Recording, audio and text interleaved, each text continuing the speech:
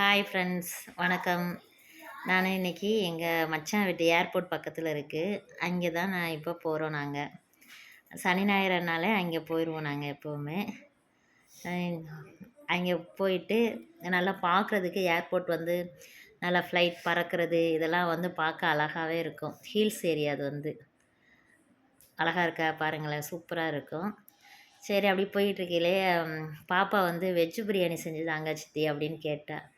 அது ஸ்டவ் அடுப்பில் செஞ்சால் நல்லா இருக்காது அப்படின்னு சொல்லிட்டு, சரி நம்ம வாங்க விறகு வச்சு செய்யலாம் அப்படின்ட்டு ஒரு நல்லா ஜாலியாக இருந்துச்சு. அதோட அடுப்பை பற்ற வச்சு விறகு வச்சு பாத்திரத்தை வச்சு எல்லாமே பண்ணிக்கிட்டு இருந்தோம். சொந்த பந்தம் ஒன்றா சேர்ந்து அந்த ஒரு சமையல் செஞ்சு சாப்பிட்றது, அதுவும் ஒரு பழைய காலத்து மாடலில் செஞ்சு சாப்பிட்றது உண்மையிலே அவ்வளோ பெரிய சந்தோஷம். வெஜ் தவறா வச்சு அதுக்கடுத்து எண்ணெய் ஊற்றுனாங்க. பட்டை கிராம்பு எல்லாமே போட்டாச்சு. போட்டுட்டு அதுக்கடுத்து வெங்காயம் போட்டாச்சு. வெங்காயம் போட்ட உடனே நல்லா கொஞ்சம் வதங்கி, அது எனக்கு எல்லாம் ஹெல்ப் பண்ணது எங்கள் மச்சானார். அது எல்லாம் எங்கள் மச்சான் ஆல்ரெடி அவர் ஒரு டைரக்டர் மாதிரி எல்லாமே பண்ணியிருக்காங்க. இது வந்து என் பொண்ணு இஞ்சி பேஸ்ட்டு எல்லாம் கொட்டுறது. ஆமாம், நல்லா இருக்குது. அடுத்து தக்காளி எல்லாம் இது பண்ணிவிட்டு நல்லா எல்லாத்தையுமே ஃப்ரை பண்ணாங்க. ஃப்ரை பண்ணிவிட்டு அதுக்கடுத்து சும்மா கொஞ்சம் கொஞ்சம் காய், ஏன்னா வெஜ்ஜு பிரியாணிக்கு அவ்வளோவா காய் தேவைப்படாது. எல்லாத்துலேயும் பீன்ஸு, கேரட்டு, உருளைக்கிழங்கு, பட்டாணி இதெல்லாம் கொஞ்சம் கொஞ்சம் போட்டு அதையும் நல்லா வதக்கிட்டு புதினா போட்டோம். புதினா போட்டு நல்லா வதக்கிட்டு, இந்த மாடல்லையும் நீங்கள் செஞ்சு பாருங்கள், சும்மா அருமையாக இருக்கும் வெஜ்ஜு பிரியாணி. நைட்டு அந்த டவராகவே காலி ஆயிடுச்சு. ஒரு 10 பேர் தான் இருப்போம். 10 பேர் சாப்பிட்டு அந்த டவராகவே காலி ஆயிடுச்சு பார்த்துக்கோங்க. அவ்வளோ டேஸ்ட்டாக இருந்துச்சு. காய் நல்லா இதாக ஃப்ரை ஆயிடுச்சு. இப்போ மசால் தூள் சேர்த்துக்கலாம். மசால் தூள் வந்து மஞ்சப்பொடி, கரம் மசாலா தூள், மிளகாத்தூள் இது மட்டும்தான் போட்டேன் நான்.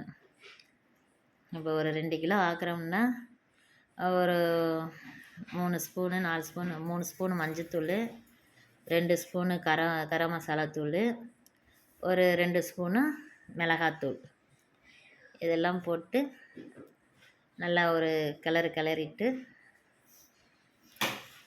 அப்படியே கிளறிட்டு அப்படியே பண்ணுன்னா மூடி வச்சுருங்க. தம் போட்டுங்க. அளவு தண்ணி ஊற்றிக்கிறணும். அளவு தண்ணி ஊற்றிட்டு நார்மல் ரைஸில் தான் செஞ்சோம். நாங்கள் பிரியாணி அரிசியில் கூட செய்யலை, நார்மல் ரைஸில் தான் செஞ்சோம். நாங்கள் அளவு தண்ணி சரி. இப்போ பிரியாணி அரிசின்னா சம அளவு தண்ணி ஊற்றணும். நார்மல் ரைஸுன்னா நம்ம சம அளவு தண்ணி ஊற்ற தேவை. எக்ஸ்ட்ரா ஒரு 2 இது பண்ணி ஊற்றணும். ஏன்னா வேகாது நார்மல் ரைஸு. பிரியாணி அரிசின்னா அது கொஞ்சம் வேகும். எக்ஸ்ட்ரா அதோட தயிர் கொஞ்சம் ஆட் பண்ணிக்கிறணும். தண்ணி நல்லா கொதிச்சோன்னா இப்போ அரிசியை போடணும். அரிசி போட்டு அடுத்து அப்படியே நம்ம நல்லா அரிசியை கிளறி விட்டுட்டு நல்லா ஒரு கிளறிட்டு அப்படியே மூடி விட்டுற வேண்டியது தான்.